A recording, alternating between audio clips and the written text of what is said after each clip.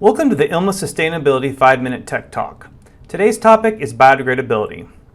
Biodegradation is the natural process in which organic compounds in the environment are converted to simpler compounds, mineralized, and redistributed through the carbon, nitrogen, and sulfur cycles.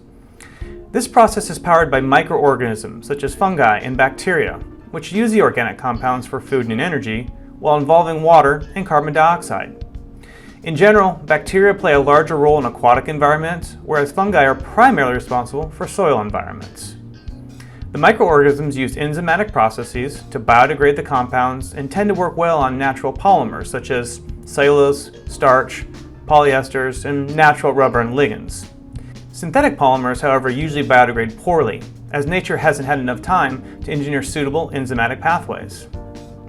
At a high level, biodegradation testing in the lab can be broken down into aerobic or anaerobic methods.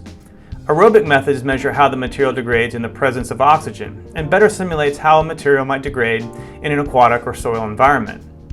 Anaerobic digestion measures degradation in the absence of oxygen and simulates conditions in environments like anaerobic digesters that are used in treating sewage sludge after water treatment. For the purpose of lubricant biodegradation, we will be focusing on aerobic biodegradability. The aerobic biodegradation process can be simulated well in a lab and usually involves three key stages: the lag phase, the exponential phase, and the stationary phase. During the lag phase, the microorganisms are adapting to the new environment. The exponential phase involves rapid growth and replication of the organisms as they consume the lubricant as fuel. The final stationary phase results from the depletion of biodegradable material, resulting in the microorganisms going dormant or dying off. Measurement of a lubricant's biodegradability can be accomplished using a number of test methodologies. The difference in testing relates to what part of the chemical reaction is being monitored.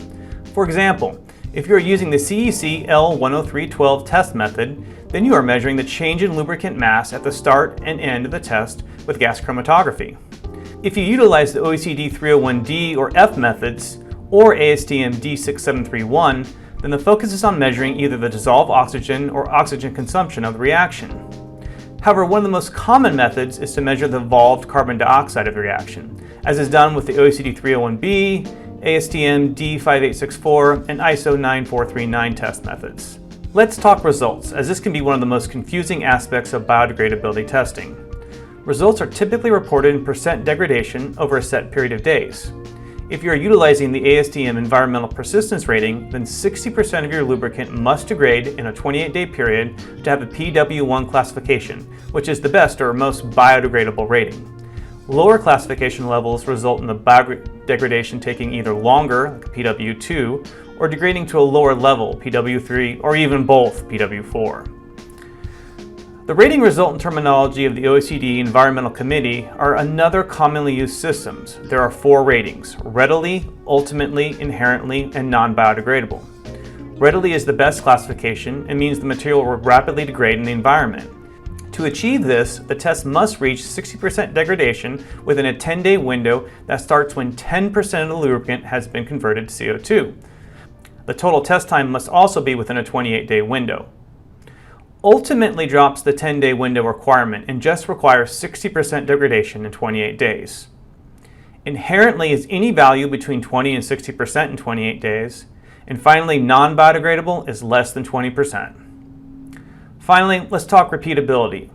All testing has variability associated with it, but when dealing with microorganisms, there can be a higher level of variability due to the health and number of organisms at the start of the test.